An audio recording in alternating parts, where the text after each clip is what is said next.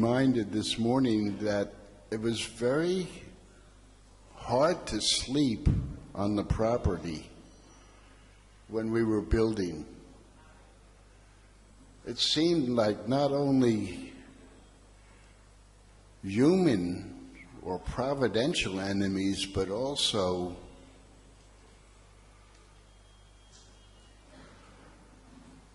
so many challenges, and it seemed like there were ghosts swirling around, like you said. And because there are challenges, and also in Vrindavan, Prabhupada told me one day when we were going through one of the many challenges, he said, Krishna consciousness is not always peace of mind, because in the mood of the gopis, we're always trying harder to serve. And the Bhagavad Gita was to make not only Arjuna be aware of his dharma, but to make him angry. Because sometimes you have to fight for Krishna. And I saw Prabhupada fight for Krishna. Nice to see you again. His eyes would blaze. And so, like Mahabodhi said, and we saw it, because I remember when this was just a ground and one building. I think one building. Gopal Krishna Maharaj used to stand at the window and have confidential calls that everybody could hear on the land.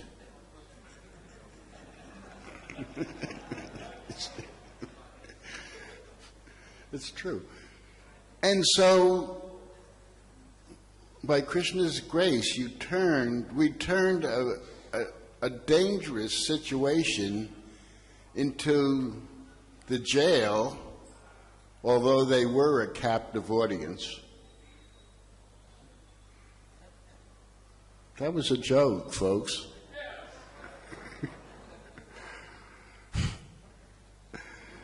They turned it into Vaikuntha.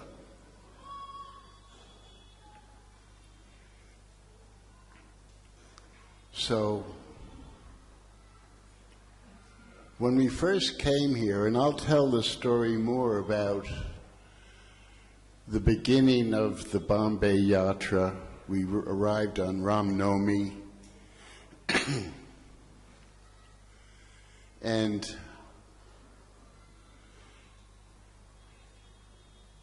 we lived with Prabhupada at the Akash Ganga apartments. So many of the early memories were here.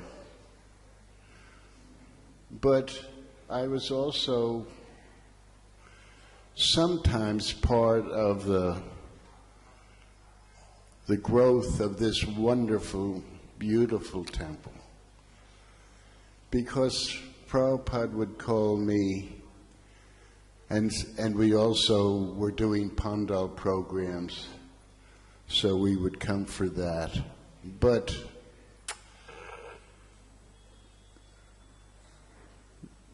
as you were glorifying Giriraj Maharaj,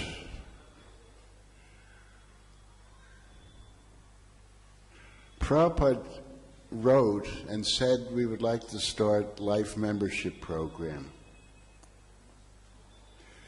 And we were in Delhi. And I said to Giriraj, let me do the talking. And Mr. Dalmia and Lokesh Chandra MP, who introduced us to Indira Gandhi, became life members. But when I came here, I saw that really Giriraj was so good. at that. He would charm people and preach. In Vrindavan, some of the Maharajas wanted me to go on with them traveling, but I felt so wonderful in Vrindavan, so I put it before Prabhupada. I like to preach and I'd like to go with the Maharajas, but I feel so good in Vrindavan. I like to preach and I feel good in Vrindavan. What should I do, Prabhupada? Should I go with them? He said, no, it is important you stay in Vrindavan. But he said, then you can preach to the devotees. A realization. Not to take each other for granted. Now we've joined and we're giving our lives for Krishna in so many ways. We must nourish each other, preach to each other, das anudas, want each other's success. That's a fabric of this movement. And when we do it right, it works. So now, there was this District Inspector General of the railway. So we were honing our abilities to make life members. And so there was one guy, the District Inspector General's brother, Shamashunda will remember him, Malati will remember him. He was sort of pugly. He was not of the world, but not in a great spiritual way. And he loved Saraswati. He loved Saraswati. And his house was in the Home and Garden magazine.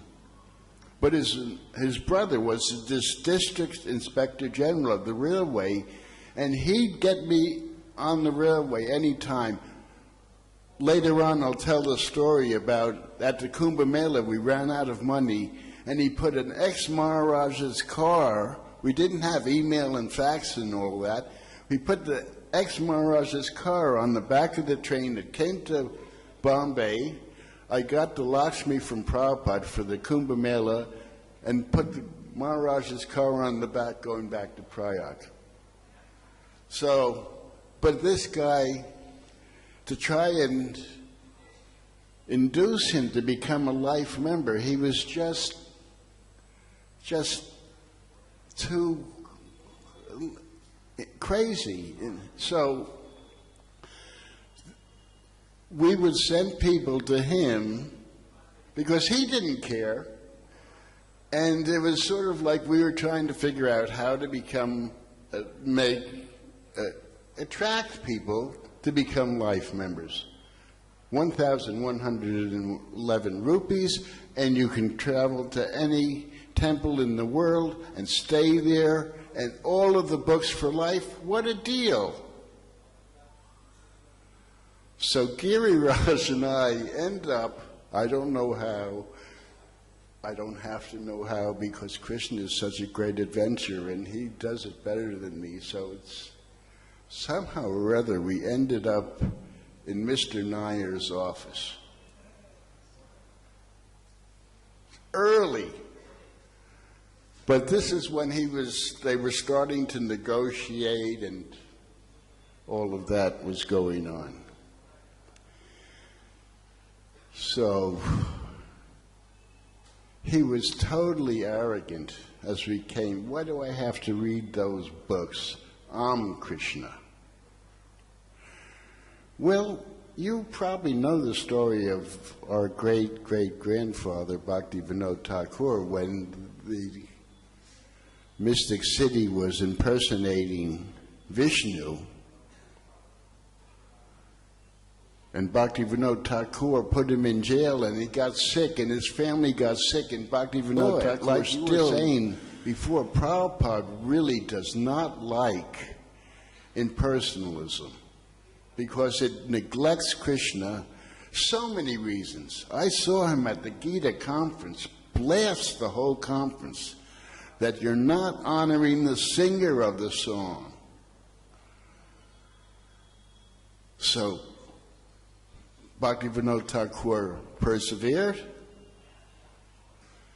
and eventually he got some people to cut the hair of the mystic city who was impersonating Vishnu, and then he got better, his family got better, the impersonator lost his powers. So it's just an intrinsic thing for us devotees, not only philosophically, but when somebody has the audacity to say they're Krishna. So Giriraj was there. I would really love to hear his version of this.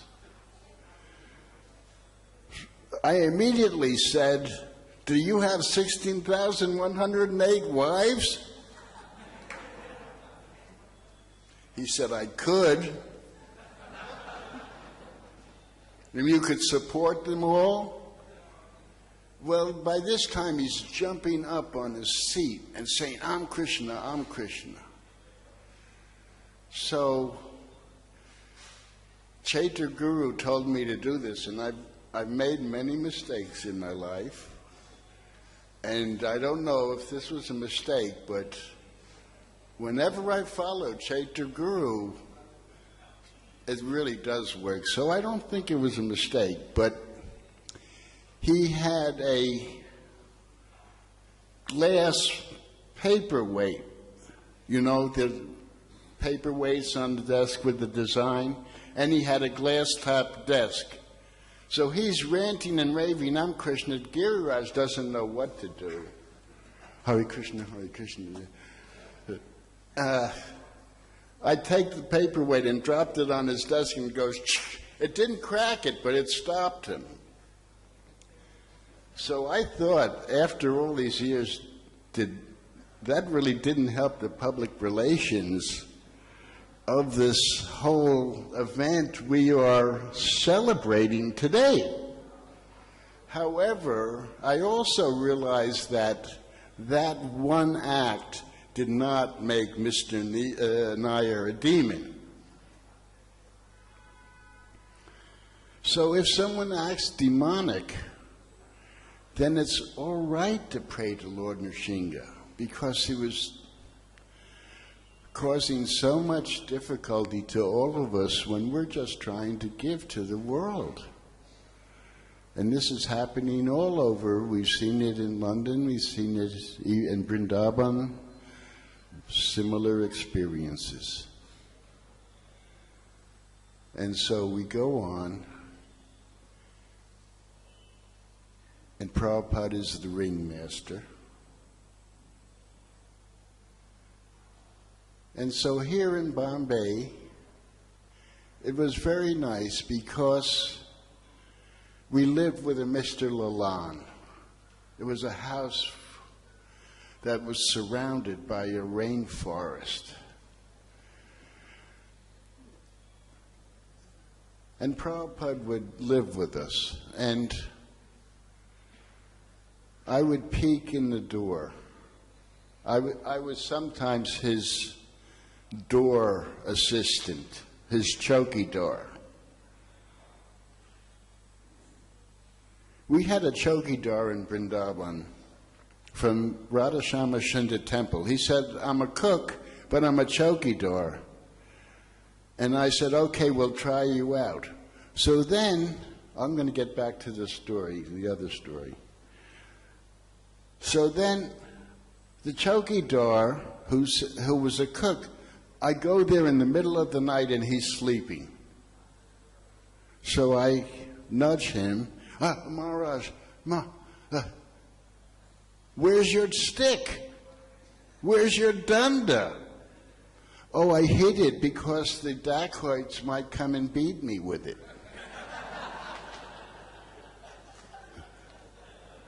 Okay, now you're a cook again. He went into the kitchen. Somebody asked Prabhupada, because there was a whole village of thieves right down the road. So someone asked Prabhupada, can we shoot? Can we get a gun?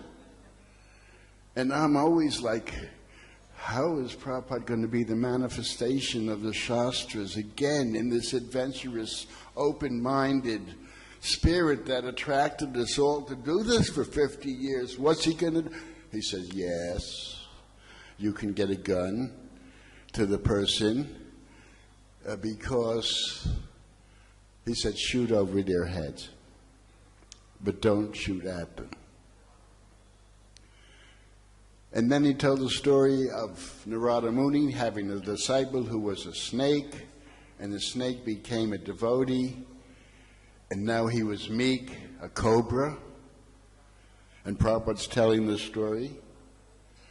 And I ask you all, how did this snake put his tilak on? Das Anudas, he had other snakes or devotees put it on for him. So, now I'm a snake and I'm meek, and the children are now throwing rocks at me and calling me names. What should I do? So Prabhupada's telling the story. He says, you're a Vaishnava, but you're also a snake, a serpent. So use this nature. And he said, raise your hoods. And then Prabhupada did this great imitation of a cobra, like that with his eyes. Raise your hoods, but don't bite. So yes, you can get a gun. So now we're here and we're living with Prabhupada. And he was always so instructive. This Mr. Kartikeya, what was his name? Mahadevya. They were on the beach, and he said, I'm not afraid of death, but I'm afraid for my family. And Prabhupada said, then you're still not afraid. You're still afraid. Because Prabhupada wasn't afraid.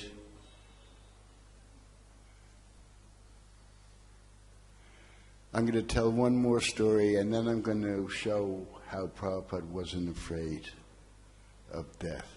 Apocharan. Fearless because he's taken shelter of Krishna's lotus feet. This will take less.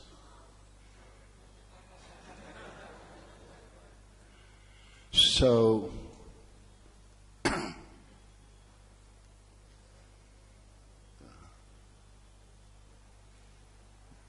forgot what was I talking about? Yeah. So now a group of Mayavadis come in to visit Prabhupada.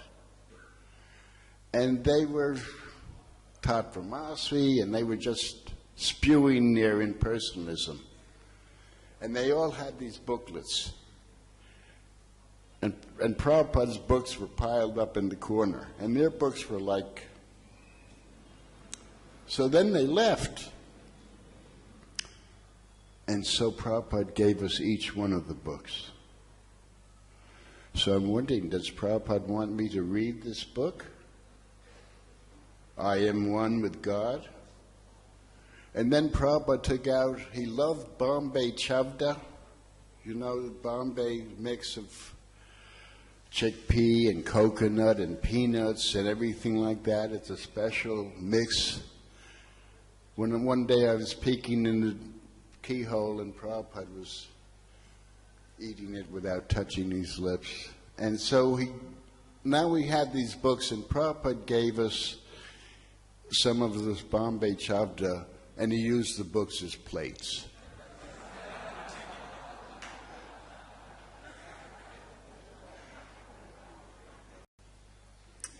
During the India-Pakistani war, we're in Delhi,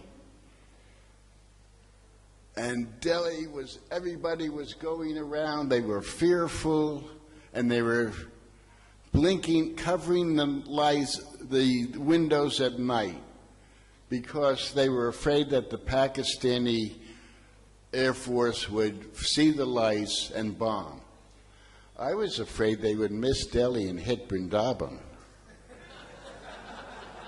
because they were very incompetent. They never even reached near Delhi, and Prabhupada knew this, so he didn't cover the windows. All of Delhi's covering the windows, and Prabhupada didn't. We're living in a dharamshala, and they say, Swamiji, an ad hoc committee comes, Swamiji, why aren't you covering these windows? You are not the controller. You cannot control your stomach ache, your toothache. You're not the controller. If Krishna wants to kill you, you cannot save. And if Krishna wants to save you, you cannot do anything about it. They said, but Swamiji, and I was standing up because I made sure everybody had prasadam, and I was standing up, we were a team. They said, but Swamiji, what if the bomb should come? And Prabhupada looked up and he said, then I would see the bomb as Krishna.